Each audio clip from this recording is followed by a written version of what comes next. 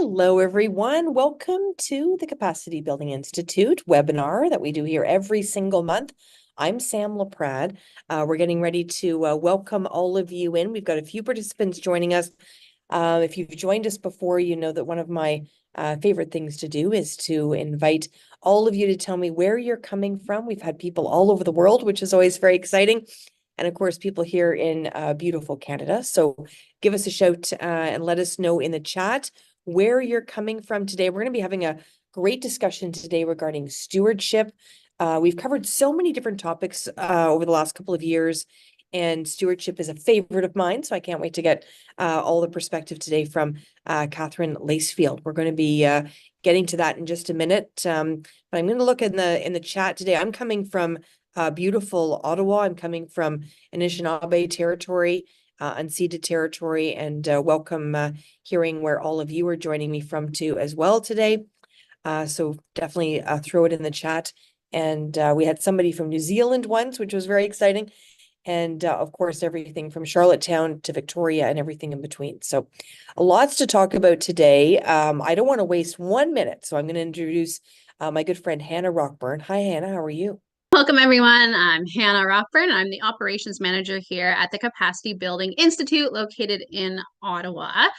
So we are a nonprofit organization that provides training, coaching, and mentorship support to staff and volunteers of environmental leaders in the nonprofit sector here in Canada. Our mission and vision for the organization is to be able to provide equal opportunity and access to capacity building training for environmental leaders across Canada that are involved with nonprofits. And we have a variety of topics that we focus on with our training. So between financial management, governance, volunteer, communications and outreach, risk management, and leadership and culture. And we do this through a variety of programs. So the one program that we do have that's currently running is the Capacity Building Certificate Program. We started that in June, and so we have this as ongoing. We have our monthly webinar series that you're attending tonight. So that happens on the fourth Wednesday of every month from 4 to 5 p.m. Eastern. And then we also have our internship training program. So the intern training is geared for youth under the age of 30 that is just entering the nonprofit sector, and they're going to learn a little bit more about what it takes to be successful in working in the program after coming out of school. And specifically for that training, we actually have additional funding. So we are currently looking for organizations that have youth in their staff under the age of 30 in the Atlantic and Northern regions that would like to send their staff to training for free. So if you are in the Atlantic or Northern regions, we highly encourage you to reach out to us, as we can provide some professional and career development skills training for your youth staff free of charge this year. We have some amazing trainers that help facilitate and run these programs. A few of Sam's here tonight, as well as we have Barb King, Rob Barnes, Alex Keenan, and we also now have Dwayne Taylor that's from New Pact that will help with our DEI and leadership and organizational culture themes for our training. And we just also want to thank you for all the funders that have made a lot of our programs possible, and different partnerships as well that help put together our training programs. In terms of contacting us, if you're in the Ottawa area, you can come to our office here at 136 F Billings Avenue. You can reach us by email or on our website. We also have a phone number that will contact me if you'd like to do a phone call. And then just to save the date for our next webinar series, so in July, we're going to be hearing from Robert Pye from Watersheds Canada on the topic of leadership transition. And what that can look like, and some sort of tips and tricks when you're getting a new ED, or if you're new to the leadership position in your organization. And with that, I will pass it back to Sam. Thanks so much, Hannah. Always a beautiful job done by you. Thank you so much.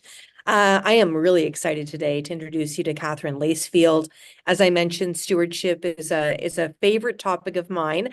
I'm excited to learn from Katherine today from Just Because Consulting. Katherine, thanks so much for joining us. My pleasure. It's also one of my favorite topics. So well, there we're you on the same go. page. And you've prepared a wonderful presentation for us today, but just before we get to it, give us a little bit of your background.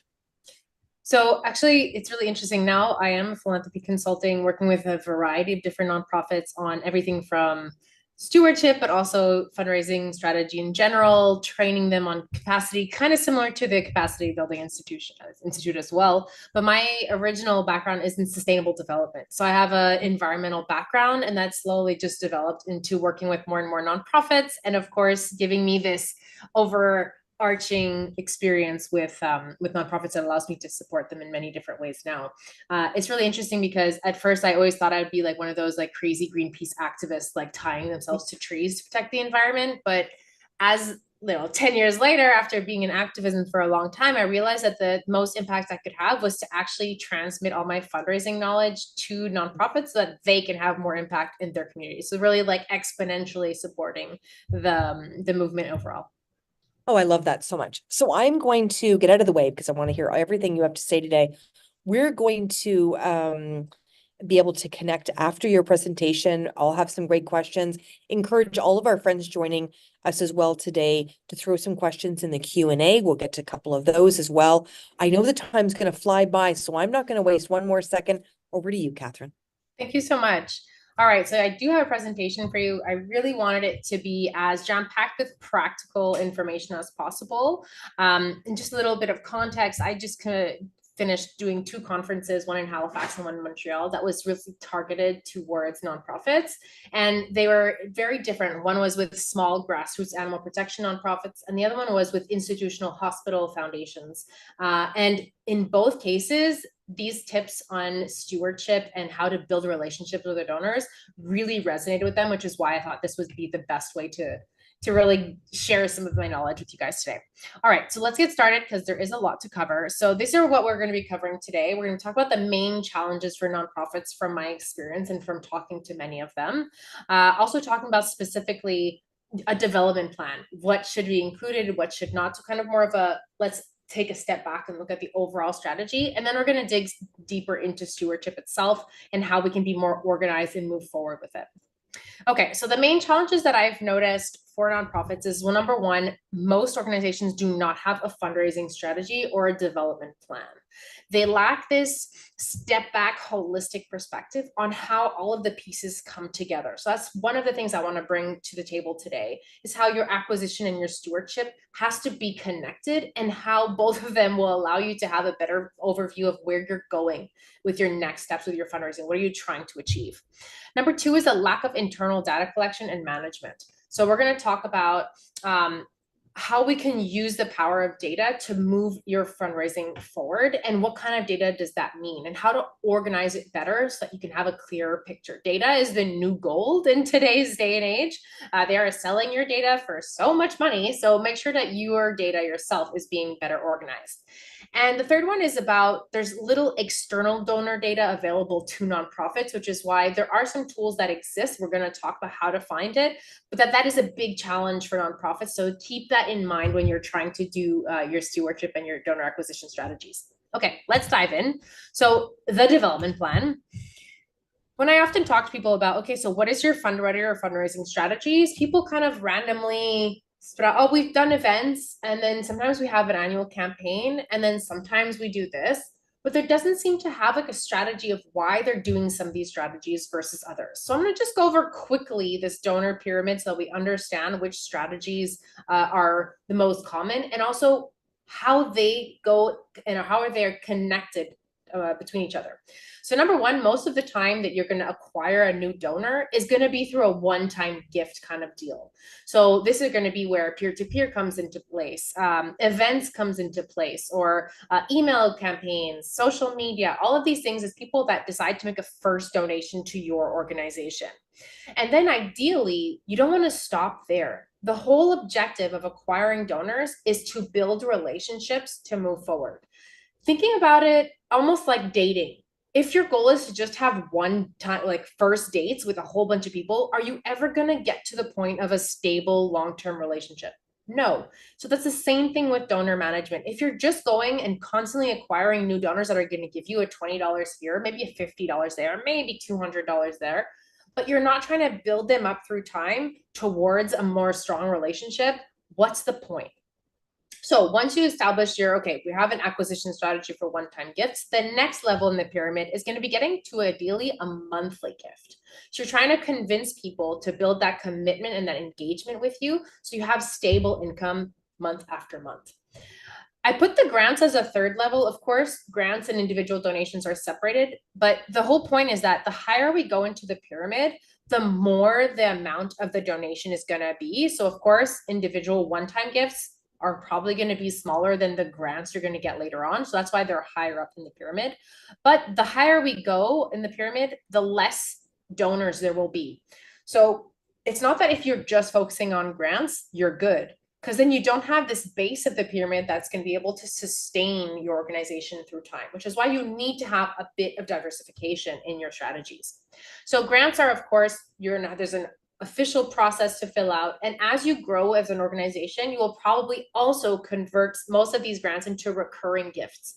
Most foundations in the beginning will not just give, okay, we're going to donate to your organization over the next 5 years. They need to get to know you as well, because they have their own charitable status and they have their own strategies of how they're going to achieve their impact. So if they don't know if you're actually helping them move forward, they might not commit to a long-time relationship. So keep that in mind. And then after that, you're going to have the major gifts. And of course, the final is legacy gifts. So planned giving, when of course there's nothing that follows that. But you need to start somewhere. So this is all to keep in mind when we're going to be talking about the importance of stewardship. Is keep in mind the stewardship that's going to be necessary from the acquisition of these donors. And then how are you going to be building them up towards larger donations that take less effort per donation. So your return on investment is going to be higher. So this is really just an introduction to fundraising strategy, but it's so important to keep this in mind when you're thinking about how are we going to do acquisition. Is you need to have a stewardship plan already in place of how you're going to bring these donors up in this pyramid. All right, moving on. Fundraising strategies for one-time gifts. I'm just going to once again go through them quickly because they all have to do with stewardship as well. So of course, these are some different strategies that can be in place. So face-to-face can be at an event. Let's say you have a booth and you're talking to people. Yes, would you like to donate? If also people have done street teams where people will be able to literally stop people on the street. I did that for 5 years. Absolutely exhausting, but so worth it in many ways. You can also think about phone fundraising, peer-to-peer, email, socials. So of course, the higher we go in this list, the resources that are going to be required are going to be higher. So hiring people that are going to go and talk to your donors individually is going to cost you a lot of money. But of course, as you are higher, the conversion rate is generally going to be higher. And then the lower you go, it's going to be lower. So someone face-to-face is much more likely to convert more donors because there's a relationship that's going to be built with the person. It's a lot harder to say no to someone in person than to ignore a social media post or an email. So of course, these are the different things you need to consider when establishing what strategies we're going to choose. But of course, the other thing I'm going to recommend is how are you going to be converting these people into regular donors? So it doesn't matter where they're coming from. You need a plan that is in place to continue the relationship. But as a little side note, I know it's not directly about stewardship, but when you're thinking about your fundraising strategies, keep that in mind all the time of not just what you like doing, but also how much resources are going to be required and what is the return on investment going to be. So it might be more expensive, but you might get more donors. So these are just some criteria to keep in mind. All right. So how to choose between these different strategies? These are questions that I recommend you ask yourself. What is the return on investment? Obviously, if you've never tried before, do some research. What is the average return on investment of different strategies? What is going to be the quality of the leads generated from different campaigns? So for instance, if you're doing a fundraising event and the event is a gala or a golf tournament, but you're an environmental organization or you're an animal shelter, what is the relation between that golf tournament and your organization? Are the people interested in that event actually interested in the cause, or do they care more about the event itself? So think about that, because if you're planning on converting these people that participated in this campaign into long-term donors, are these quality donors, quality leads? Keep that in mind. Then you have to think about what's your donor persona? Who are your usual donors to your organization? Is a golf tournament really something that's going to attract them? How old are your general donors? What do they like? What does their demographics look like?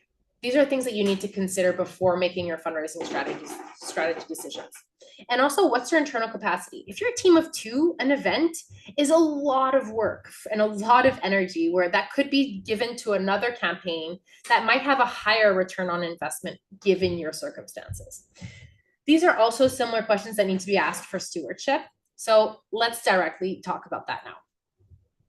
The reason why I think stewardship is so important, and I don't know why it's so neglected in so many nonprofits that I've worked with, because retention of existing donors costs between 5 and 20 times less than acquiring new ones. So getting someone to give a second donation is going to cost you 5 to 20 times less than getting a new person. Again, I'm going to go back to the dating comparison. Once you've gone on a first date that went well with someone, the chances that you get a second date are much higher than getting a first date in the first place. So you have to think about it that these people have already said yes to you once. The likelihood and the percentage chance that they'll say yes a second time is much higher. So if we blasted 1,000 people that have never given, that percentage that's going to give is going to be small. But if you take then that percentage that gave and send them the same messages, you're probably going to get a higher return rate from that second segment. So how do we do this? First of all, you need to organize your data because you need to know who are these people that have already shown interest in your organization. So please tell me that you have a CRM. So CRM is your donor database. This is going to be your pot of gold of where you're going to be able to get information to build up your stewardship strategies. What information are you or not collecting on your donors? Do you have their birthday? Do you know what's their job? How did you get this donor in your database? Did it come from an event? Did they come from an email campaign? Did they come from social media? What information do you have on them that can help you build a relationship with them and get to know them? Third of all, how often do you clean your data? Have you gone through it and seen if there's any typos, if their name is properly capitalized, if there seems to be any mistakes? Because if you're going to start doing automation in your stewardship, which we will talk about, you need to make sure that the data you have in your database is as clean as possible. Make sure you do that maybe every 6 months, just making sure that you can keep things organized and the names at the right place and the data in the right areas.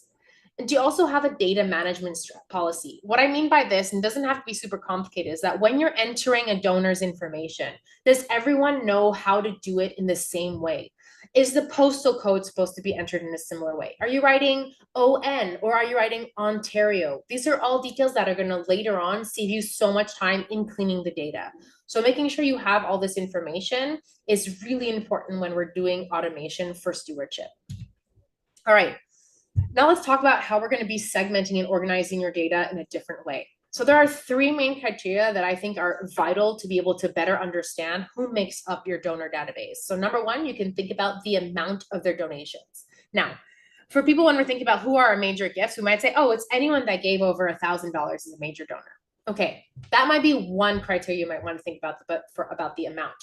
But it might be also interesting to look at in their donor history, what has been the maximum the donation that they've given or the minimum? What is the average gift is useful? But if let's say in the past couple of years, they've only given 200, but in the past they've given a high amount, maybe they do have the capacity, they just haven't been asked for the right thing. And then you might also want to think about lifetime gift. For example, I was a donor for Oxfam for 10 years as a monthly donor. My lifetime value was what would really show how committed and loyal I was to the organization. Not necessarily the fact that I was only giving 15 a month, but if we looked at it on the whole time of my life, then it made a bigger impact. So these are 3 different things that you might want to consider when doing your segmentation of who is a major donor or an important donor to your organization. Second of all, you might want to look into the frequency of the gift. So is it a one-time gift? Is it a monthly gift? Is it an annual? How many times have they given to your organization? Once again, it comes back to that first date versus second date. If they've only given once, they haven't given again, then there's still some work that needs to be done. But if they have given to your organization over 5 times, then there's a much stronger sense that these are people that are going to give again. And then finally, there's the recency or the date of the last donation. So if they, let's say, gave last year, then they might be more likely to give than if they gave 6 years ago. So what I usually build is this little segmentation matrix. I put stars, you can put points. I usually build it on a point system, which will allow you to then have directly a criteria to evaluate who is in your top segment versus those that are not. So we might think about for the amount, let's say anyone that's given over 1,000 would get 3 points or 3 stars. Those are the top ones. Between 500 and 1,000, they'd get 2, and under 500, they'd get 1. This is one criteria, but you might want to look at other criteria, like we said, to be able to gauge who is really the biggest donors. So this is going to be about the frequency. So they've given once, 1 point, 2 to 3 times, 4 times, you get 3, get the point. From a recency point of view, of course, someone that's given since 2023 is still very warm. The further we go back, the less likely they are to give again. So there's less likelihood that they're considered a major donor.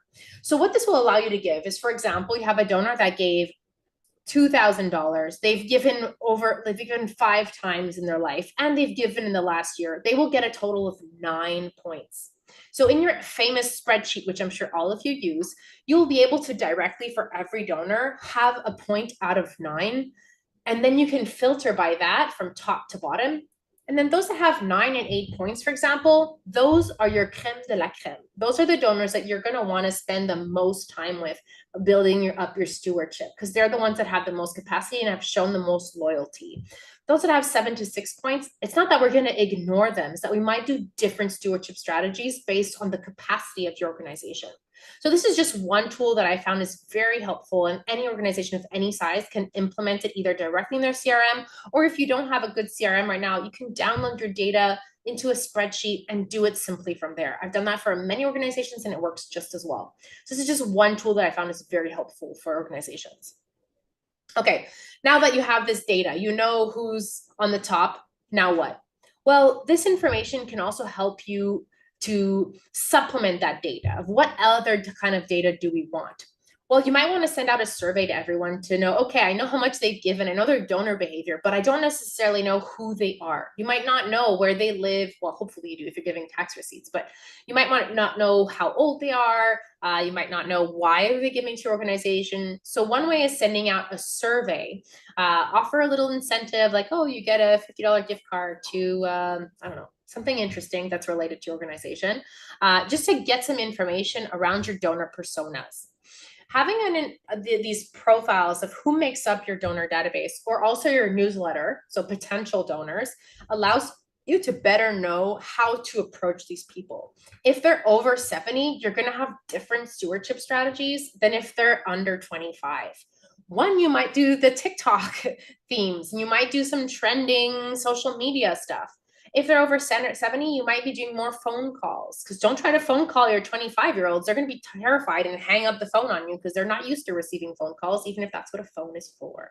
So this is really going to help you by collecting as much data on your people as possible to establish what stewardship strategies to use moving forward. So where can you get this external data other than surveys, of course? You might want to look into national or regional or provincial reports. So there's things like, there's consultant firms, there's AFP, there's Imagine Canada, there's Canada Helps that often will publish reports on giving trends. So who is giving? Is it more women? It's definitely more women all the time. It's always women that are the more active, but who's giving the most is not necessarily that. What age range is giving to which causes? You can do some research on that. There's also some international philanthropy institutions like Wings or Alliance Magazine that might have some other trending articles that can help you get some idea on what is trending, let's say in the environmental space, who is more likely to give.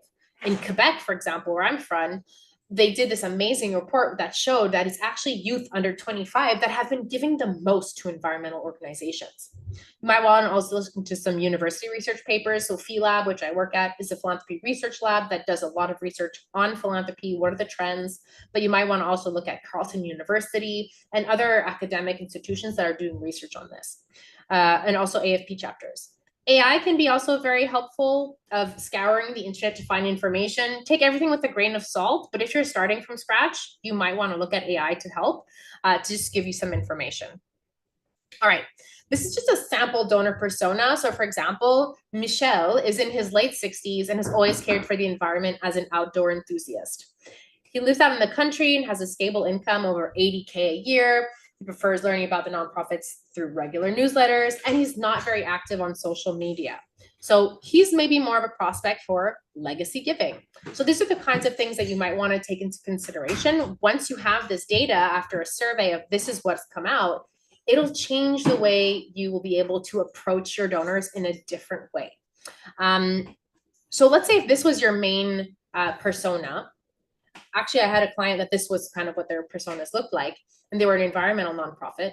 And when we looked at the results, we realized that there was no youth under 25 in their entire newsletter list. So what did that tell us? It told us that there was something missing in their strategies of acquiring the level of donors that was going to be the most likely to actually give to the organization.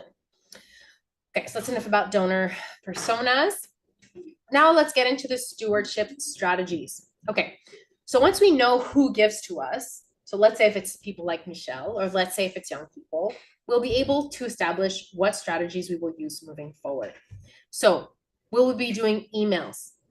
Email strategies can be automated. So we can really start doing an email series that says, okay, once they give a one-time donation, we're going to establish an email series over 3 months that will bring them towards a second gift or a monthly gift. Maybe for people like Michelle, we might do physical mail, or snail mail as we call it. So you might want to also look into social media mentions. Are these the type of people that will be happy to be tagged on social media to be said thank you? This might be more likely for foundations or for companies, but you never know. Maybe individuals would also love a shout out of their story. Do we want to do phone calls? Do we want to have public visibility? Do we want to share their story? So one of the things I want you to remember is that even if people say, no, I don't want to be thanked, everyone wants to be thanked and everyone wants to be recognized. So figuring out who your people are first is going to help you establish what kind of strategies you're going to be able to use to move forward. Remember, whenever you're establishing your stewardship strategies, think about what is aligned with your values. For example, I had this story about this animal shelter who did a barbecue to raise funds and to say thank you to some of their donors, but it was a meat, like it had meat at their barbecue, and a lot of people gave a huge backlash about that. So if you're an environmental organization, you're doing a golf tournament, for example, some people might criticize, well, at golf clubs, they're super unenvironmentally friendly. If you're, let's say, doing a contest to win a cruise, and cruises are known to be super environmentally destructive. Keep these things in mind when building up your stewardship strategies so that you're respecting both your values as well as the values of your people that are supporting you. Also keep in mind, what is your capacity? Once again, if you're a team of 2, are you able to handwrite letters to every single of your 500, 1,000 donors? Maybe not. But this is where that segmentation is going to come into so much help, because you're going to be able to say, okay, well, I don't have the capacity to send it to 1,000 people, but maybe I have the capacity to send it to the top 15, top 20, top 25, and really have that personalized approach to those that have the more likelihood of giving the most. Think about the return on investment. Of course, we don't want to see our donors just as dollars as well. So you have to also make sure that you have the capacity to be asking and giving them things, not just based on the amount they give, but their stories. So there's this really great tool that I use for collecting testimonials called Proof Pact. And what you could do is, for example, send an email to all of your donors that instead of just directly asking for a second gift, you say, why did you donate to us today? What inspired you to support our organization? And by showing interest, you're not only creating that second touch point, you're creating engagement that can allow you to get to know the donor, but also with their consent, you can use those stories to build onto the next donation ask you're going to do. So also something you need to think about is what to do for each different segment. So let's say we do the handwritten thank you cards for the top donors, those 9 to 8 points, if you remember from the matrix. But then what are you going to do for the 7 and 6? Are you going to send personalized emails that are from, not from info at or donors at, they're going to be from Katherine at environmentalnonprofit.com. You want to make sure that people feel like it's personal and not just an automatic email that's being sent out. How much money you can invest is something that needs to be considered. Of course, I've had a lot of people that receive thank you gifts in the mail, and I feel like I only gave $20, and I feel like they're sending me over $20 worth of gift by mail. So what's the point? I felt that way about PETA that just sent me, I made a $20 gift or something. And I received a huge email package with tons of paper, tons of stickers and stuff to distribute. And I was just like, how much did it cost for them to send out this mail package to me? Now, while I understand this is a stewardship strategy of trying to make me feel special, I personally found it was wasteful. Had I given a bigger donation, I would have felt less bad. But for smaller donations, make sure that you're not overdoing it from a financial perspective so that people feel like you're being wasteful. What you also have to think about is, what are your donors saying? If in your survey, you can always ask, or upon donation, would you like to receive physical mail or would you like to be excluded? You can ask people their own preferences so that you're not insulting them or doing things that go against what they're interested in doing. Okay.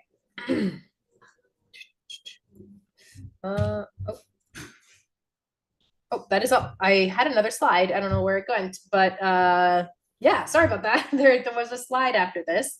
But yeah, I'd love to hear your thoughts. I'd love to have more of the discussion. So Sam, we can hop in. I'm gonna try to see where my other slide is. That was great, Catherine. That's fine. It's the ghost slide. It's all good. We've all been there. No worries at all. We do have some opportunities for questions now. And our very first question from Josh. Josh, thank you so much for writing into us today. The question, Catherine, that Josh has, and then I've got a few of my own, but we'll get to Josh's first. How much email communication in a month to donors is too much? Great question. This is such a difficult question to answer because it really depends on each person. I've had people that are like, oh, more than once a month and I'm unsubscribing. And then if you look at the data, the more emails you send, the more that people will open your emails. So what I always recommend is you need to look at your data. What is your data saying? Do some tests and also ask your people. Or what you can do is also offer different opportunities to your donors of unsubscribing to some lists and not others. So for example, what I recommended to one of my clients recently is they can have a monthly, for example, summary email that brings together all of the other individual emails that they had sent earlier that month into like a recap email. So people can unsubscribe to like all regular emails except for that one monthly one.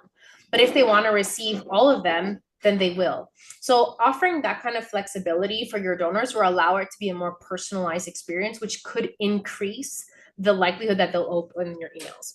But from a statistical point of view, everyone that I've talked to is saying that the more emails you send, the more likely people are to see some of your emails, and your open rates will actually increase and your click-through rates will as well. But it depends on each organization. It all depends. And I love that we're using data to make those decisions.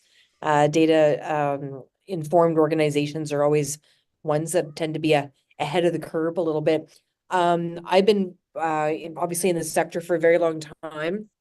I think the best stewardship sort of examples that I have are ones that were beautifully personal and connected to the donor. Can you talk to me a little bit about some of those that you've done and sort of some of the impact that they've made in terms of second gift conversion? I have a great story for that, actually, that it was really the power of the handwritten card. Let's dive into some storytelling. So this was in an animal shelter, and they were doing this campaign specifically, and it was in February, so right after their annual campaign. They were doing a campaign for $250,000 to fund a sterilization clinic for cats because there was a huge overpopulation of cat problem. So they sent it to all of their like mailing list, and it was a flop. Like hardly anyone responded. They were really not reaching their target, except for one donor who wrote a check for $250,000. And when they reached out to her to be like, okay, where's this coming from? She explained that for years she had been making a $500 annual donation to the shelter, and every year she got a handwritten Christmas card saying thank you so much for your support, blah blah blah blah blah. But it was handwritten. She felt an organization that takes the time to thank me and recognize me and focus on those details of relationship building is an organization that I trust to bring this project to fruition. So people trust people that also take the time to build those relationships. So that's for me. If that doesn't convince you to do stewardship, I don't know what will. But it's those personalized notes of feeling seen. There's actually this research that I just read. Someone did her entire master's thesis on donor retention and loyalty. And one of the highest criteria around staying and what makes people stay with an organization is this feeling seen as for who they are. Yes. Like they know Katherine, not just donor number 765. Yeah. So anyways, that's just a little cute story, but it really shows it's proof that it works. And I know a lot of people are, you may be on the line and they don't have a stewardship plan, they don't have a matrix. They, to be honest, they're a small team. It can feel daunting as to where to start. Where are you making us sort of head for any guidance on where to begin? Sure.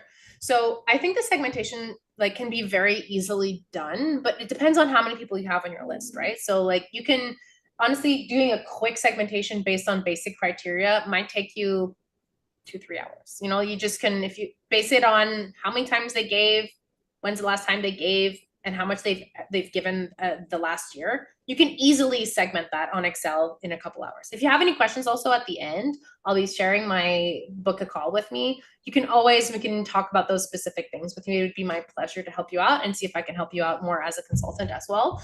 But yeah, so what I would suggest as anyone that is in a small team is email strategies that can be automated are probably your best bet. So for example, setting up an automatic email series so that whenever someone makes a first-time gift, they will automatically be tagged as first donors. Most email management applications will allow you to then create a workflow.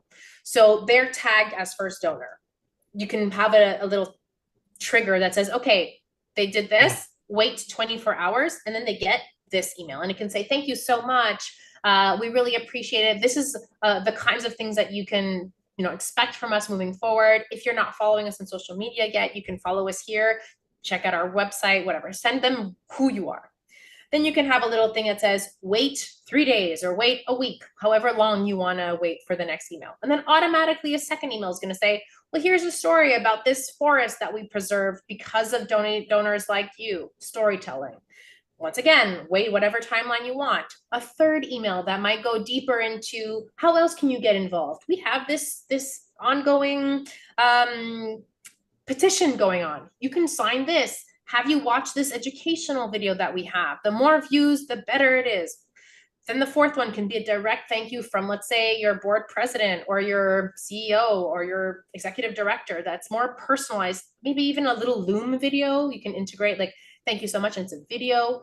And then finally, maybe after the fourth or the fifth email, you can say, hey, did you know that we have a monthly donor program? And this is the best way to support our organization because it allows for stability. This is automatic.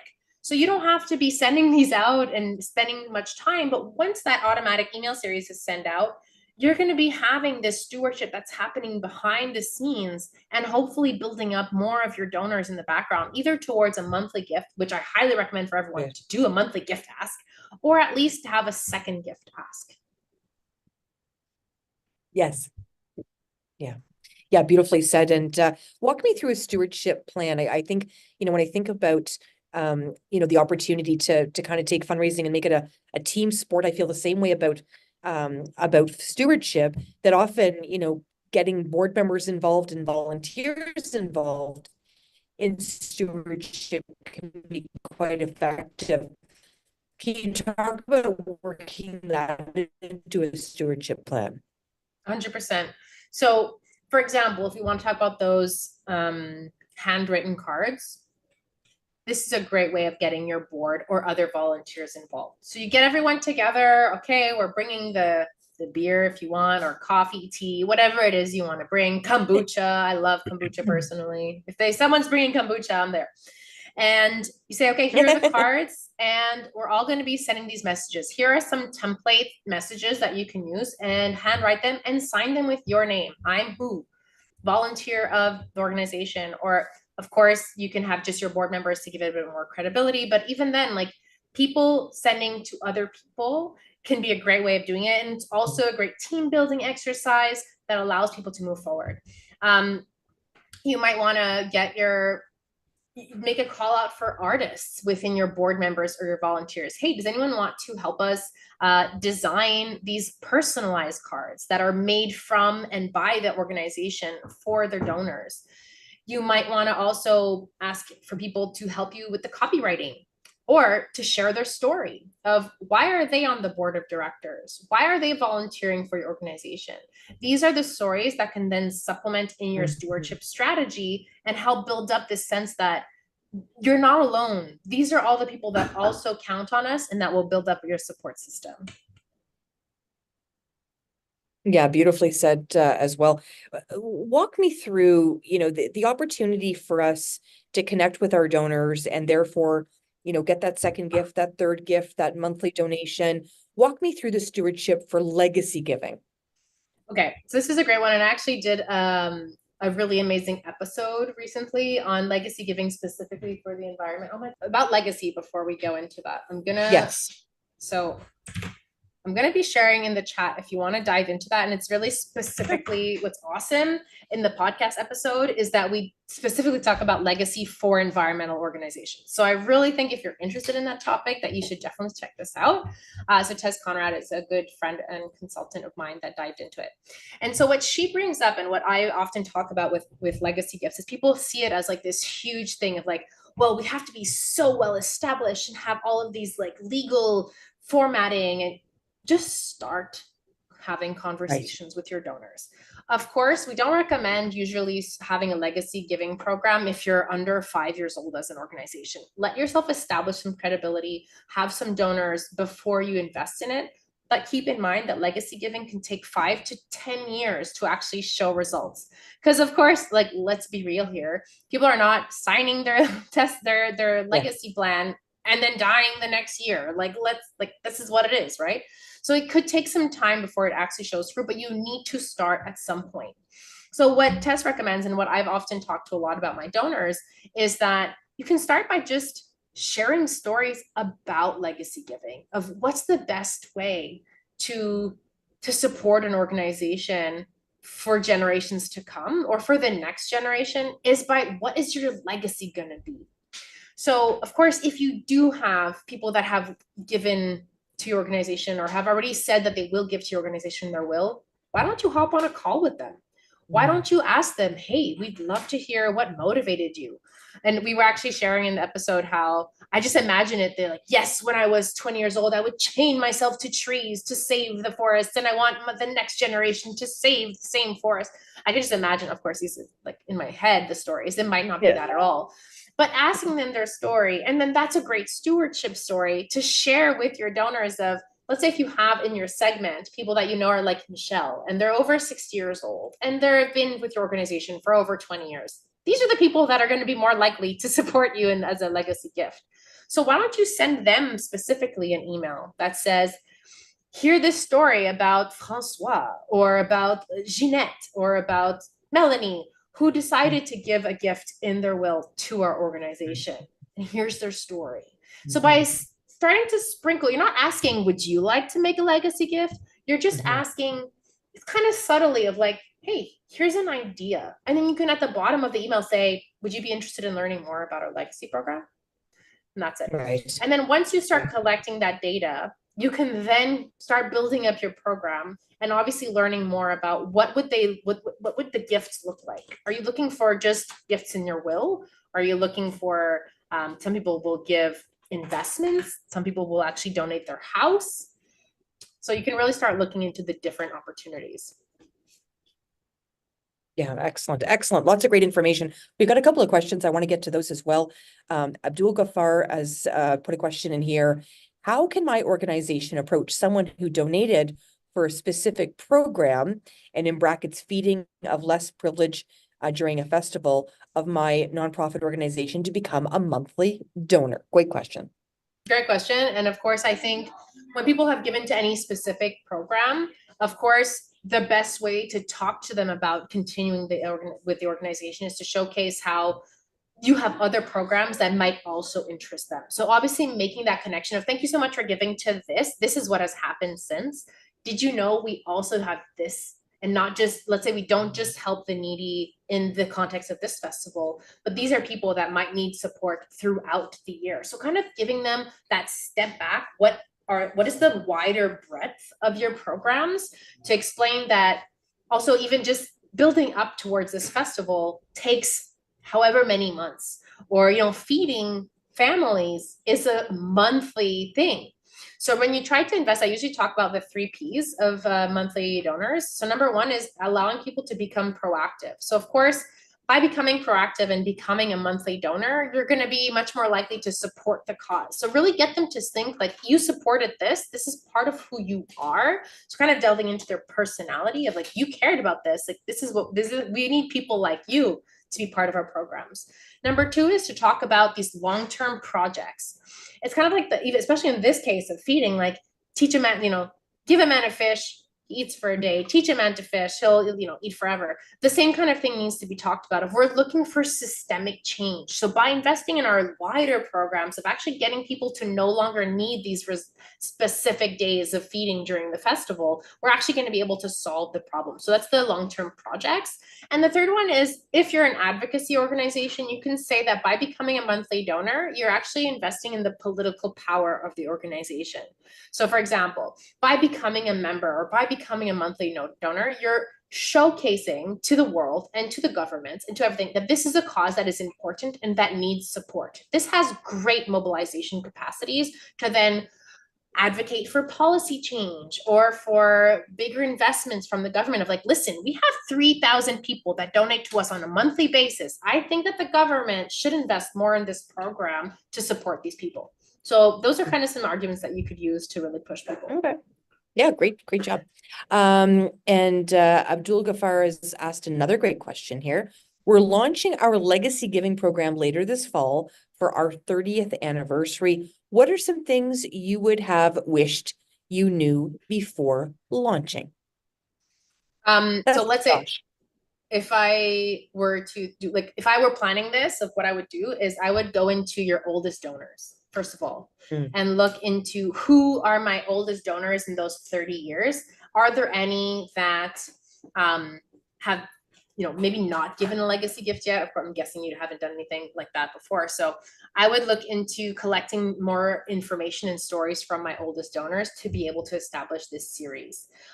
If I had no idea how to do legacy, I would actually look into the Canadian Association of Gift Planners, CAGP, to really get to understand what are the different tools that can be used for legacy giving, because there's so much more than just giving a gift in the will. Of course, we don't have to go into the details of that, but CAGP is a great place to start to better understand just how many different formats there can be for legacy giving. So that would be like the 2 things, but also taking more time to plant the season, collecting stories from our donors before launching the program to see and be able to share those stories with the people afterwards would be great. Brilliant. We have a question here as well. In the absence of a grant, what is the best strategy my organization can apply to get 100 donors to donate? And I'm just wanting to make sure I got the math here. I think it's $6.70 each monthly. Abdul Ghaffar, if I've gotten that wrong, feel free to just put in the chat what you're hoping to say. But he's basically looking for that, if he doesn't have a lot of money to start the program, where can he start? Yeah, so basically monthly donations as a first-time strategy is just a bit more difficult, because that's kind of like asking someone to be your girlfriend when they haven't met you yet, or your boyfriend. It's like a bigger commitment. I've done it with street fundraising, and I really put it forward. My arguments that I've used to people of why they should start with donating monthly is that it's a lot easier to budget. So instead of saying, look, most people on an annual gift will give something like $100, $200 a year. Instead of having that be one time, like you're making a one-time gift, you can spread it out. As much as we spend $10 or $15 on Netflix every month or Amazon Prime, or, you know, you can have it spread out throughout the year to have it more stable. So it's about building up your arguments beforehand so that your case for support makes more sense. But I would suggest starting with maybe a one-time gift. If you don't have any donors, or if you're building it up, start with a one-time gift campaign and then do that automatic email stewardship that's going to lead towards why you need people on a monthly basis. Because people will tend to be more reticent to invest directly into monthly giving unless they've been following you for a long time. So let's say if they're on your newsletter list, or if they're following you on social media, you might be able to get some monthlies, 100%. So if that's your only goal, showcasing that that is the only way to give to you, you can have that as an argument. You might get less people, but those people that do sign up are going to be more likely to stay with you. Yeah, that's what I was thinking too. Yeah, absolutely. Talk to me a little bit about events and, you know, taking a person that attends an event, stewarding them to become a donor, as I like to call them. It can be challenging to do that, but so many people get, you know, 100 or 150 people to an event and they want to transition them. Any tips for us there? Well, I think it comes down to what the event was. Let's say I had this organization that I worked with recently that was an international development organization. They're very well known. They have every year, they have this race type event, but that has nothing to do with the cause. You know, like the event itself is not related to international development. It's just like running and then you collect money for the cause. So they've had a really high attrition rate from that event. So first of all, it's about thinking of, let's say before you do an event, try to have a connection with your organization. So the people that are participating know why they're participating, that it's not just because I want to run a marathon. It's like having a connection to the cause. So trying to at least plant the seeds of why this cause is important at the event is the first step of stewardship when they're there. Second of all, the email series is a great way of continuing that relationship and getting them to know your organization. So you might take a longer way before asking for a donation. So for example, explaining like, thank you so much for participating, and showing the results. We were able to raise this much from the event. Thank you so much. Thanks people like you. Here's what the impact we'll be able to have because of that. And then you can move on to the next thing. But reminding people of the mission, maybe doing some more presentation of who we are, what we do, and then building up towards, did you know that by making a donation directly, you have a much bigger impact on the organization? And sometimes being very transparent of like, when you donate at an event, 50% of the donation goes towards the event. And most people know this, which is because their tax receipt won't be the amount of the ticket they gave, for example. And you can be very transparent of saying, and I think a lot of donors appreciate that transparency. We would prefer that more of your donor dollars goes directly to the cause. So how about one of the suggestions I had made for a client was they had these events every year and they were starting to get exhausted from all these events. I was like, why don't you invite them to like a mock event of like, you're going to buy a ticket to this event, but it's actually not going to happen. But you would have gotten it. You would have spent the $75 to our dinner. But now you're buying this virtual pretend dinner, but all of the money is actually going to be going to pay for the dinner of this family. Yeah. So you're actually like passing it on to the next person. So these are kinds of ways that you can transition of like, you are willing to spend this money. Then now we're asking you to spend the same amount of money, but that all of it goes to the organization. So those are a couple of different tools that you could use. And in terms of, we only have 5 minutes, I knew it was going to go by so fast, and it did. We talked a little bit about resources. I know you're going to send some of those anywhere that you can send us. I know you've got your website up here. Any other tips for us in terms of resources? Yes. So of course I sent the podcast. I think that's one that's starting to really go. If not, I'm very, very, very active on LinkedIn, and I really love sharing a lot of tidbits of information. So anyone that would like to follow me, if you're not already following me, is by following me on LinkedIn. And of course, because you signed up to this webinar, you will be getting some emails from me that share some really interesting tidbits.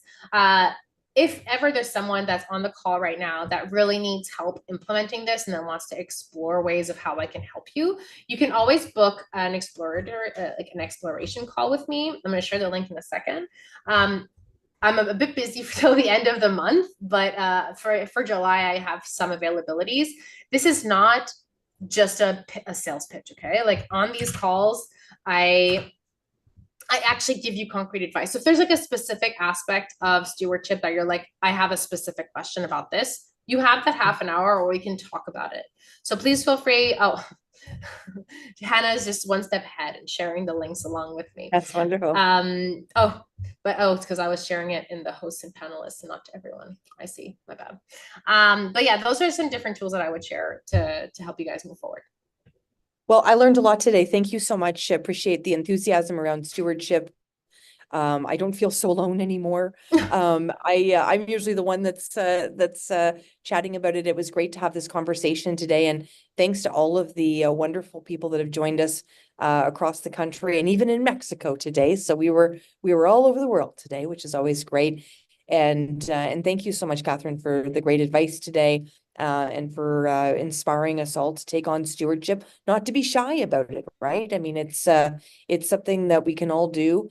Any little piece is going to help move forward for that second gift and third gift, and hopefully a forever donor. Of course, and thank you so much. Just quick reminder: you don't have to do the most expensive thing. Sending a little email that says, "Thank you so much. I saw you. Thank you for your gift." That's all. Yeah. Even that is better than 100%. nothing. So do what you can with what you have. Great closing words today. Thank you so much for the Capacity Building Institute as well for this wonderful opportunity every single month. We're getting ready for July, everybody. We're getting ready for July 24th. We will see all of you there. I'm Sam Laprade. And thank you so much. And go do something for stewardship. Go reach out to a donor and do that today. Thanks so much, everyone. Take care.